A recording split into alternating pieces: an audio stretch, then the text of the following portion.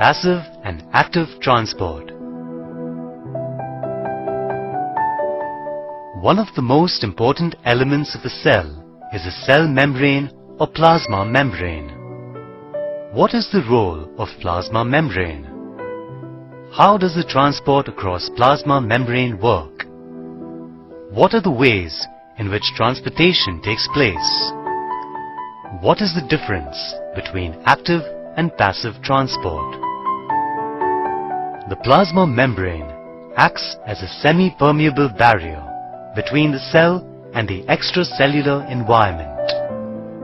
This permeability must be highly selective to ensure that the molecules such as glucose, amino acids, and lipids can easily enter the cell.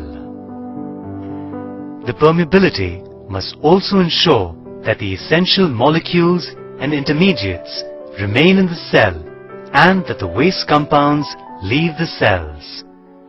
Thus, selective permeability of the plasma membrane allows the cell to maintain a constant internal environment or homeostasis. Transport across the membrane may be passive or active. It may occur via the phospholipids bilayer or by the help of specific integral membrane proteins called permeases or transport proteins. Passive transport is the type of diffusion in which an ion or a molecule crossing a membrane moves down its electrochemical or concentration gradient. In passive transport, no metabolic energy is consumed. It is of three main types: osmosis, simple diffusion, and facilitated diffusion. The plasma membrane is permeable to water molecules. The to and fro movement of water molecules through the plasma membrane occurs due to differences in the concentration of the solutes on its either side. The process by which the water molecules pass through a membrane from a region of higher water concentration to the region of lower water concentration is called osmosis. The process in which the water molecules enter the cell is known as endosmosis, while the reverse process which involves the exit of water molecules from the cell is known as exosmosis. In plant cells, due to excessive exosmosis, the cytoplasm, along with the plasma membrane, shrinks away from the cell wall. This process is known as plasmolysis. Due to endosmosis and exosmosis, the water molecules come in or go out of the cell and cause a pressure known as hydrostatic pressure. The hydrostatic pressure that is caused by the osmosis is known as osmotic pressure. The plasma membrane maintains a balance between the osmotic pressure of the intracellular and intercellular fluids. In simple diffusion, transport across the membrane takes place unaided. Molecules of gases such as oxygen and carbon dioxide and small molecules enter the cell by crossing the plasma membrane without the help of any permease. During simple diffusion, a small molecule in aqueous solution dissolves into the phospholipids bilayer, crosses it, and then dissolves into aqueous solution on the opposite side. There is little specificity to this process. The relative rate of diffusion of the molecule across the phospholipids bilayer will be proportional to the concentration gradient across the membrane. Facilitated diffusion is a special type of passive transport in which ions or molecules cross the membrane rapidly because specific permeases in the membrane facilitate their crossing. This diffusion does not require the metabolic energy and it occurs only in the direction of the concentration gradient. Facilitated diffusion is characterized by the special features. Firstly, the rate of transport of the molecule across the membrane is far greater than would be expected from a simple diffusion. Secondly, this process is specific. Each facilitated diffusion protein or protein channel transports only a single species of ion or molecules. Lastly, there is maximum rate of transport. When the concentration gradient of molecules across the membrane is low, an increase in concentration gradient results in a corresponding increase in the rate of transport. Active transport is the movement of any substance through the cell membrane that requires energy and is always against the concentration gradient, that is, from low concentration to high concentration. In the process of active transport, the solute particles move against their chemical concentration or electrochemical gradient. Some membrane proteins act as carrier molecule and transport the substrate to the other side of the membrane. When the molecules or ions move through the plasma membrane from low concentration to high concentration, they require energy for such movement. This required energy is provided by adenosine triphosphate or ATP. ATP is produced by oxidative phosphorylation in the mitochondria. The active transport of molecules occurs in nerve cells and kidney cells.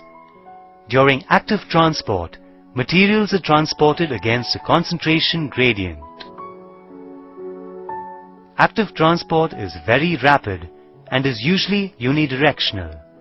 It can be affected by cold, cyanide, and absence of oxygen. A specific protein acts as a carrier for each molecule or ion of a substrate. At one side of the membrane, the carrier molecule bears its binding site. On binding with the substrate molecule, the carrier goes on conformational change. This helps in transporting the carrier-bound substrate to the other side of the membrane, where it is freed in an unchanged state. Thus, the substrate molecules travel across the membrane, leaving the carrier molecule in the membrane. This transportation needs energy, which is supplied by ATP. In the process of supplying energy, ATP is converted into ADP. There are sodium-potassium exchange pumps in the membrane of many cells. It works against pressure of gravity. This is a mechanism for transferring sodium and potassium against their electrical gradients. For this process, energy is utilized from ATP in the same way. The protein involved in the pump is sodium and potassium dependent ATPase. For each molecule of ATP used, 3 ions of sodium are pumped out and 2 potassium ions are pumped in. The cell, therefore, maintains higher sodium concentration outside it than within. Sodium and potassium exchange pumps follow certain functions. The pump maintains a positive potential on the outer side of the membrane and relatively electronegative potential on the inner side. It creates resting potential in the nerve cells. The pump maintains water balance in living cells and also helps in urine formation. It also takes part in the excretion of salt, as in the case of marine animals.